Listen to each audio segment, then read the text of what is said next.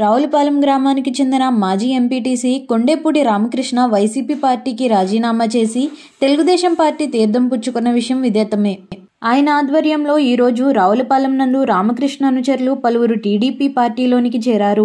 వారికి రాష్ట్ర టీడీపీ ఉపాధ్యక్షులు కొత్తపేట నియోజకవర్గ ఇన్ఛార్జ్ బండారు సత్యానందరావు పార్టీ కండువాలు కప్పి సాదరంగా ఆహ్వానించారు. ఈ సందర్భంగా సత్యానందరావు మాట్లాడుతూ జగన్మోహన్ రెడ్డి దళిత ద్రోహని, అనేక దళిత పథకాలను రద్దు చేశాడని, సబ్ ప్లాన్ నిధులు మళ్లించి దళితులకు తీరని ద్రోహం చేశాడని, మళ్లీ దళితులకు గర్వంగా తలెత్తుకొని జీవించాలంటే తెలుగుదేశం పార్టీ అధికారంలోకి రావాలని అన్నారు. దళితులను అత్యున్నత స్థానంలో కూర్చోబెట్టిన ప్రభుత్వం తెలుగుదేశం ప్రభుత్వం అని, బాలయోగిని లోక్సభ స్పీకర్ పదవితో, ప్రతిభా భారతిని అసెంబ్లీ స్పీకర్ పదవితో గౌరవించిన చరిత్ర తెలుగుదేశం పార్టీదని గుర్తు చేశారు. పార్టీలో చేరిన ప్రతి ఒక్కరికి సముచిత స్థానం కల్పిస్తామని సత్యానందరావు అన్నారు.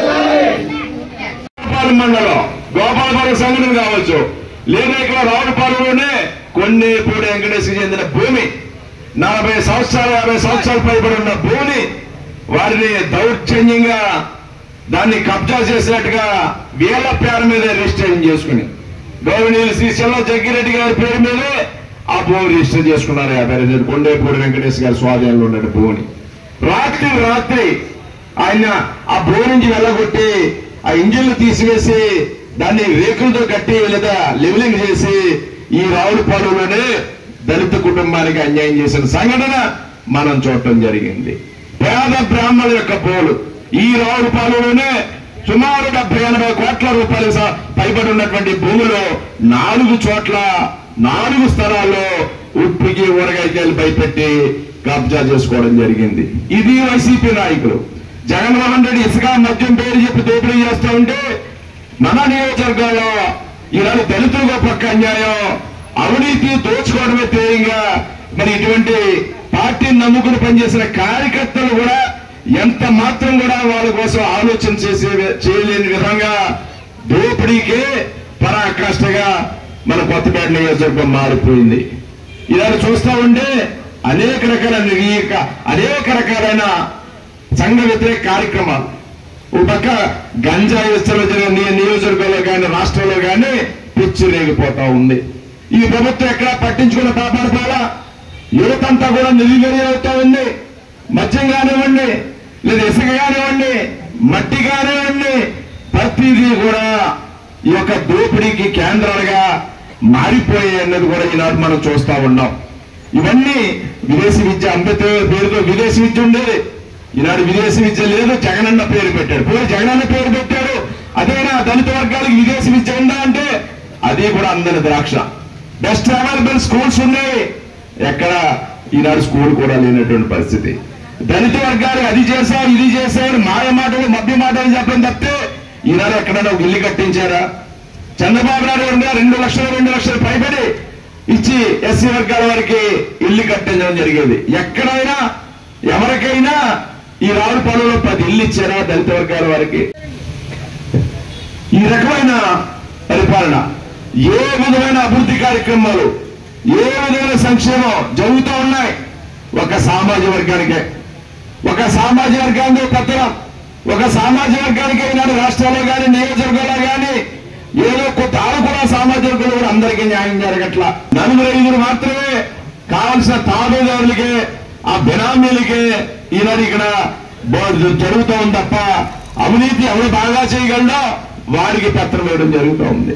ఇక్కడ ఈ కమ్యూనిటీలు కట్టుకున్నా, ఈ రోడ్లు కట్టుకున్నా, లేదా రింగ్ రోడ్ వేసుకున్నా, లేదా కళ్యాణ మండపం వేసి వెళ్ళి ఆ కళ్యాణ మండపానికి వెళ్ళి రోడ్ వేసుకున్నా, లేదా అటు వేసి అంకాలమ్మ గుడి దగ్గర నుంచి అటు నుంచి వచ్చే పెద్ద సిమెంట్ రోడ్లు, తార్ రోడ్లు వేసుకున్నా అవన్నీ కూడా తెలుగుదేశం ప్రభుత్వం. ఇందాక మన వాళ్ళు చెప్పారు 40 కోట్ల రూపాయల పనులు ఈ గ్రామంలో కేవీ సత్యనారాయణ రెడ్డి గారు ఆయన యొక్క కృషితో ఆయన మేమందరం సహకరించి, నేను ఎమ్మెల్యేగా లేకపోయినా ఇన్ఛార్జ్ గా సహకరించి రావులపాలెం గ్రామానికి అనేక కార్యక్రమాలు చేయడం జరిగింది. ఎంఆర్ ఆఫీసు మనమే, ఎండి ఆఫీసు మనమే, పోలీస్ స్టేషన్ మనమే, మార్కెట్ యార్డు మనమే, ఏ విధమైన ఆఖరి సొసైటీ రావులపాలెం తెచ్చింది మనమే, సొసైటీ బిల్డింగ్ కట్టింది మనమే, ఏ విధమైన అభివృద్ధి లేదా హై స్కూల్ కట్టింది మనమే, డిగ్రీ కాలేజీ భవనాలు కట్టినవి మనమే, ఆర్టీసీ బస్ స్టాండ్ ఓపెన్ చేసినా తెలుగుదేశం ప్రభుత్వమే, ఆనాడు ఐఎస్ఆర్ గారు ఉండగా ఏ విధమైన కార్యక్రమాలు చూసినా, పోలీస్ సర్కిల్ ఆఫీస్ కట్టినా తెలుగుదేశం ప్రభుత్వమే, ఏ విధమైన అభివృద్ధి కూడా తెలుగుదేశం ప్రభుత్వమే. వీళ్ళు చేసింది ఏముంది?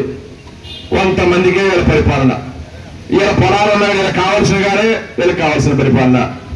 ఇది ఆలోచించవలసిన అవసరం ఉంది. ఆనాడు బాలయ్య గారికి తెలుగుదేశం ప్రభుత్వం లోక్సభ స్పీకర్ గా అవకాశం ఇచ్చింది, ప్రతిభా భారతి గారికి అసెంబ్లీ స్పీకర్ గా అవకాశం ఇచ్చింది. ఇక్కడ మన నియోజకవర్గంలో దళిత వర్గాల వారి కోరం జయకుమార్ గారికి మొట్టమొదటి దళిత మార్కెటింగ్ చైర్మన్ గా ఇక్కడ అవకాశం ఇవ్వడం జరిగింది. మొట్టమొదటి పీపీగా అక్కడ యేసురత్న గారు, శాఖా యేసురత్న గారు దళిత వర్గాల నుంచి పీపీగా ఆయన జిల్లాకు కూడా చేశారు. ఇక్కడ ఏపీపీగా పీపీగా నేను ఎమ్మెల్యేగా ఉన్నప్పుడు నేను వారికి అవకాశం కల్పించడం జరిగింది. అలాగే దేవాలయాలు కానీ చౌల్ట్రీస్లో కానీ దళిత వర్గాల వారికి పరిధిలో అనేక చోట్ల అవకాశ చైర్మన్గా అవకాశాలు కల్పించడం జరిగింది. లేదా కొత్తపేటలో ఇక్కడ అంబేద్కర్ గారి యొక్క కాంస్య విగ్రహం, మొత్తం కోనసీమలోనే మొట్టమొదటి కాంస్య విగ్రహం కొత్తపేట నడిపెట్టిన హెడ్కోటర్లో ఏర్పాటు చేయడం జరిగింది. రామకృష్ణ చెప్పారు రావులపాలెంలో ఏం జరిగింది, ఏం చెప్పారు, ఏం చేశారు. ఇది చెప్పడం తప్ప మాయ చేయడం, నటన చేయడం రాని నాయకులం. మాయపై ఎల్లకాలం మోసం చేయడం. ఇప్పుడు తెలుస్తా ఉంది ఈ ప్రభుత్వం ఏం చేస్తా ఉంది, ఇక్కడ నాయకులు ఏం చేస్తా ఉన్నారు. అక్కడ జగన్మోహన్ రెడ్డి గారు రాష్ట్రంలో దళితులకు అందరికీ అన్యాయం చేస్తా ఉంటే ఇక్కడ కొత్తపేట నియోజకవర్గంలో ఎవరికి ఏం జరిగింది, ఈ ప్రభుత్వంలో ఈ విధంగా శాసనసభ్యుల వారి వల్ల ఏ విధమైన న్యాయం జరిగిందని గోపాలపురం సంఘటనలు లేదా రావులపాలెం సంఘటనలే అర్థం పడతా ఉన్నాయి. ఇవన్నీ కూడా ఆలోచించుకోవాల్సిన అవసరం ఉంది. తెలుగుదేశం ప్రభుత్వం దళిత తేజం తెలుగుదేశం అని అనేక కార్యక్రమాలు చేసింది. వారి అభ్యున్నతి కోసం అనేక కార్యక్రమాలు చేపట్టింది. ఈ రుణాలు ఈనాడు ఇన్నోవా కార్లు ఇచ్చారు, వ్యాన్లు ఇచ్చారు, అనేక ఇచ్చారు. ఎస్సీ వర్గాల వారికి ఎక్కడ రుణాలు ఉన్నాయి, ఇప్పుడు పాల్పడలేదు. అదే వల్ల మేము కూడా తెలుగుదేశం నాయకులుగా ఈ నియోజకవర్గంలో కూడా 3 సార్లు నేను శాసనసభ్యులు పనిచేసిన, అధికారులు ఉన్నా లేకపోయినా ఒకే రీతిలో పనిచేశాం. మళ్ళా 2 సార్లు నేను తక్కువ ఓట్లు ఓడిపోవడం జరిగింది. ఇలాంటి మాయ మాటల వల్ల, నటన వల్ల, రకరకాలైనటువంటి కుట్రల వల్ల. ఈనాడు అందరూ ఆలోచించవలసిన అవసరం ఉంది. మీరు ఆలోచించే ఒక మంచి అవకాశం, రేపు రాబోయే రోజుల్లో నాకు ఒక అవకాశం ఇమ్మని మిమ్మల్ని కోరుతా ఉన్నాను. మీరు అనుకున్న పాలన, నాకున్న అనుభవం, ఈ నియోజకవర్గంలో ఇంకా ఏ మేరకు దీన్ని అభివృద్ధి చేయాలో, ఏ మేరకు మీ అందరికీ సహాయపడాలో, కృషి చేయాలో చేయడానికి నేను నా సాయశక్తులా నేను చేస్తానని ఈ సందర్భంగా మీ అందరికీ తెలియజేసుకుంటూ, ఈనాడు పార్టీలో చేరడానికి ముందుకు వచ్చినటువంటి మన కొండి రామకృష్ణ గారికి నాకు హృదయపూర్వకమైనటువంటి అభినందనలు తెలియజేస్తూ, వారితో ఇచ్చిన మిత్రులకు కూడా అభినందనలు తెలియజేస్తూ, కలిసి నడుద్దాం, కలిసి పయనిద్దాం. ఈ యొక్క రావులపాలెం గ్రామంలో, ఈ మండలంలో ఒక కొత్త వరాడి భవిష్యత్తులో కొత్త ధైర్యం లేదు. ఇది ఆస్తులు సంపాదించారు, భయపడుతున్నారు, వేధిస్తున్నారు. బ్యానర్ కట్టడం లేదు. రావులపాలెం సెంటర్లో బ్యానర్ కడితే ఆ బ్యానర్ కట్టొద్దంటారు. ఎవరైనా బిల్డింగ్ యజమాని బిల్డింగ్ మీద ఫ్లెక్స్ ఇస్తే ఆ ఫ్లెక్స్ పింగేస్తారు. లేదా రాత్రి ఆ స్తంభాలు కడితే అవి కోయించేస్తారు. ఎవరైనా తెలుగుదేశం పార్టీకి మద్దతుగా వస్తే ఆ ఉద్యోగం తీయించేస్తున్నారు. లేదా వారు పొట్ట మీద కొడుతున్నారు, వారిని పరిమళించేయమంటున్నారు. లేదా వాళ్ళు కొట్టేయకుండా చేస్తున్నారు, లేదా వాళ్ళకి పొలవకుండా చేస్తున్నారు. ఇలాంటి రకరకాలైనటువంటి మనం చూడటం జరిగింది. ఇది ఎప్పుడో గతంలో చూసాం. మళ్ళా ఈనాడు మళ్ళీ అలాంటి రోజులు దాపరించాయి. దానికి పరిష్కారం చేయాలి, దానికి తిరుగు సమాధానం చెప్పాలి. అధికారం నుంచి తొలగించినప్పుడే రేపొద్దున ఎవరికి వాళ్ళు ఒళ్ళు దగ్గర పెట్టుకుని పనిచేసే పరిస్థితి ఉంటుంది. అధికారం లేకపోతే ఎలా ఉంటుందనేది తెలియజేయవలసిన అవసరం ఉంది. అది అధికారం ఉంటే, డబ్బుంటే ఏదైనా చేయగలమనే దుర్మార్గమైనటువంటి వైఖరి పోవాలి. దానిని మనం మన ఓటుతోటే దానికి మనం సమాధానం చెప్పాలని ఈ సందర్భంగా తెలియజేసుకుంటూ, ఇప్పుడు రెండేపూడి రామకృష్ణ గారు మీరందరూ మిత్రుల్ని పార్టీలో జాయిన్ చేసుకుంటారు. మా కోసం అందరూ వచ్చినందుకు అందరికీ ధన్యవాదాలు. ముందుగా అదేవిధంగా నేను ముందుగా జైబీని చెప్తాను, ధన్యవాదాలు కానీ ముందుగా నేను జైబీని చెప్తాను. అందరికీ కూడా జైబీ. నేను జైబీని చెప్పడానికి కారణం కూడా చెప్పేస్తున్నాను. 40 feet విగ్రహం పెడతానని చెప్పేసి గత 15 సంవత్సరాల నుంచి 20 సంవత్సరాల నుంచి ఒక ఆయన మనల్ని అందరూ మోసం చేస్తున్నారు. ఆ మోసం చేయడమే కాకుండా అదే విగ్రహానికి నన్ను శంకుస్థాపన కొబ్బరి కొట్టించారు. అది ఎంత బాధ అనిపించిందంటే నిజంగానే అయిపోద్దేమో. అంటే నేను అంబేద్కరిస్ట్నే, ఫుల్ అంబేద్కరిస్ట్ని. కాకపోతే నాకు చాలా బాధ అది మనసులో ఉండిపోయాను అనమాట. అంటే ఇప్పుడు ప్రతి పేటలో కూడా ప్రతి ఒక్కరు కూడా తెలుసుకోవాల్సింది చెప్పిన మనల్ని మోసం చేస్తున్నారు ఓటింగ్ కోసం తప్ప మనల్ని ఎవరికి పట్టించుకోవట్లేదు. ఎస్సీ ఎస్టీ మీడియాన్ని ఎక్కడికి వెళ్ళిపోయినా కూడా ఎవరికి తెలియదు.